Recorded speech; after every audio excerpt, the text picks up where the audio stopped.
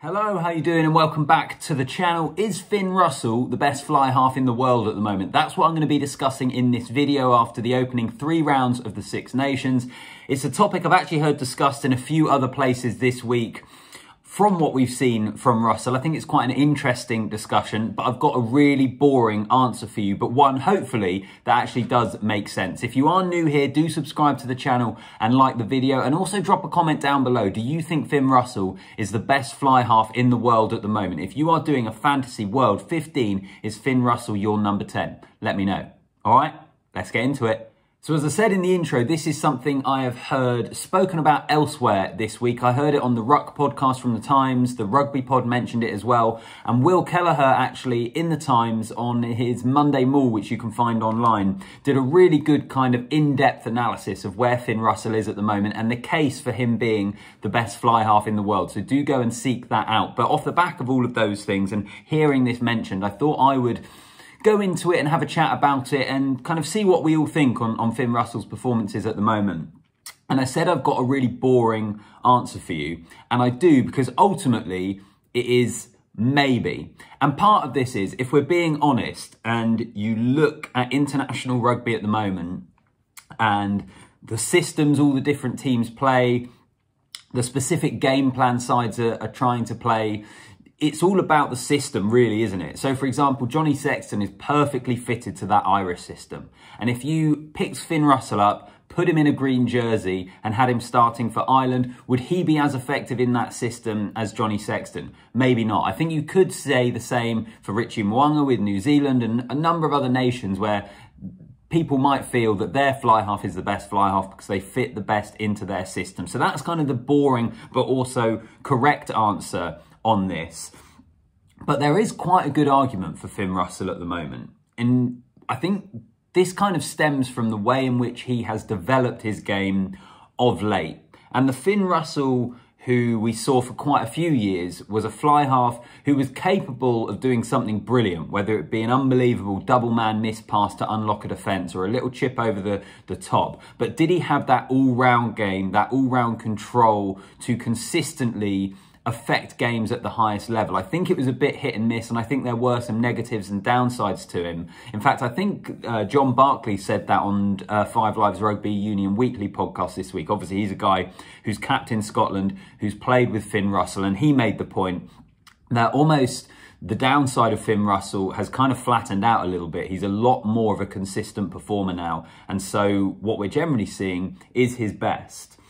I mean, if we want to look at him statistically, there are some stats worth looking at, just having a quick look this morning. In terms of this year's Six Nations, he's got the most offloads, the most carries, the most try assists, and the second most points. And if we want to dial the clock back to the start of 2022, he has the most try assists since the start of 2022 in Tier 1 rugby. And I think he has developed his game in a way that he is so pivotal now to Scotland's attacks.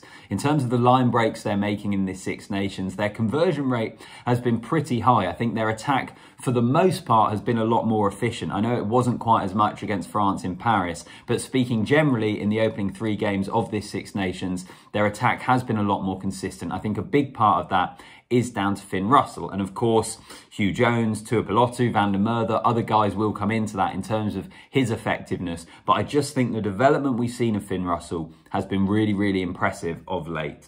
And he's also developing his game as well. In terms of his kicking game, is there a fly half who is a better attacking kicker in world rugby at the moment? And by attacking kicker, I mean the little chips over the top, the kind of, they call them kick passes, don't they? The cross-field kicks, which he did basically from his own goal line against France because he spotted it was an option that was on. A lot of other fly halves probably wouldn't even have the bravery to try that, but he saw it as the best option and he gets it across to his winger on the right-hand side. So I think in an attacking kicking sense, Finn Russell at the moment, that is maybe where we could say he is ahead of everyone else. But I think it does still come back to what I mentioned at the start of the video, the systems you're trying to play. I think Sexton's brilliant in that Irish system. New Zealanders, Kiwi fans might say Mo'unga as well in theirs.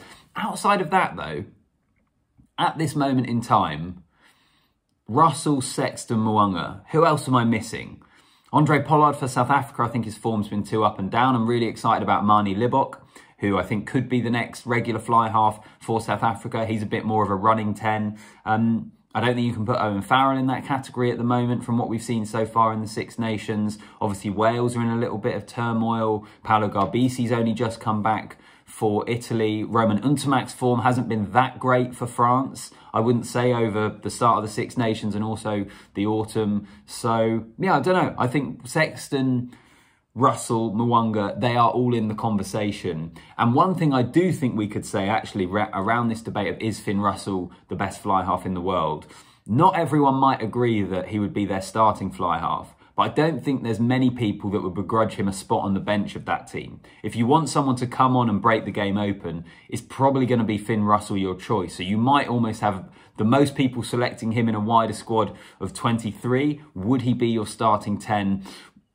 I don't know. You can let me know in the comments down below. I think it's a really interesting debate, but what I think it does do is highlight the improvements in Finn Russell, the consistency that he is now finding, and how he's been able to get rid of some of those negatives out of his game. And I know he threw the intercept for Ramos on Sunday in the Six Nations, which pretty much took the game away from Scotland at that point. But he was also pretty crucial in them being able to get back into it and it being a much tighter game than many people expected. So Finn Russell at the moment is playing some brilliant, brilliant rugby. Leave a comment down below. Let me know what you think. Is he the best fly half in the world? I'm saying maybe. I think it depends on the system that you are playing in, because I think international rugby, or all rugby really, but particularly international rugby at this moment in time is so technical. It's so important in terms of the systems teams are trying to play that you have to fit into that as a player. It's a boring answer. I personally think it's quite an accurate answer. You let me know what you think. Do like the video and subscribe to the channel. And as always, I'll see you in the next one.